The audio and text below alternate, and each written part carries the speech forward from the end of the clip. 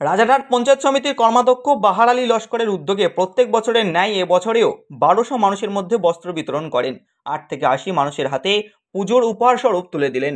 এই অনুষ্ঠানে উপস্থিত হয়ে প্রাক্তন বিধায়ক সব্যসাচী দত্ত বলেন যে বাহার লস্কর অত্যন্ত কর্মঠ ছেলে, যে সারা বছর ধরে সামাজিক কাজকর্ম করে থাকে। এবং তিনি আরও বলেন যে আমরা ভোট নেওয়ার জন্য বস্ত্র উপহার দিচ্ছি না, কারণ যাদের হাতে আমরা পুজোর উপহার তুলে দিচ্ছি তাদের বয়স কারো 7, কারো আবার 10। এদের থেকে ভোট নিতে গেলে আমাদের 10 বছর অপেক্ষা করতে হবে। তাই আমরা সামাজিক কাজ করতে ভালোবাসি, সারা বছর মানুষের পাশে থাকি, তাই আমরা এই সমস্ত কাজকর্ম করে থাকি। এই অনুষ্ঠানে উপস্থিত ছিলেন প্রাক্তন বিধায়ক সব্যসাচী দত্ত, বিশিষ্ট সমাজসেবী শাহ আলম, জহিরুল হাজরা, উপপ্রধান সাইফুল ইসলাম, শাহিনুর রহমান সহ বিশিষ্ট ব্যক্তিবর্গরা।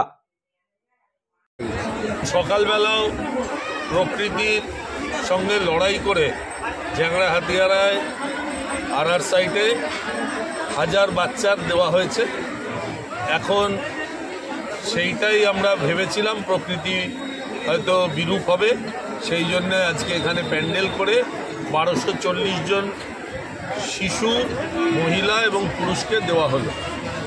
পুজো এবং ঈদ এই দুটো আমাদের একে অপরের পরিপূরক, এবং এই আনন্দের অনুষ্ঠানে মাননীয় মুখ্যমন্ত্রী মমতা বন্দ্যোপাধ্যায়ের দেখানো পথে প্রত্যেকে নিজের নিজের প্রচেষ্টায় এই আনন্দে আমরা সকলে একসঙ্গে সামিল হই। সকালবেলা এই অনুষ্ঠানটার মূল উদ্যোক্তা ছিল আলম, এখন বাহার আলী লস্কর।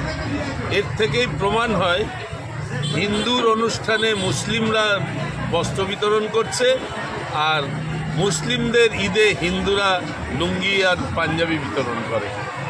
26 দায়িত্বে এই 7টা বিধানসভায় যেখানেই যাব মানুষের কাছে এটাই বলবো, আমরা 5 বছর আপনাদের মাননীয় মুখ্যমন্ত্রী মমতা বন্দ্যোপাধ্যায়ের নির্দেশে কাজ করার চেষ্টা করেছি।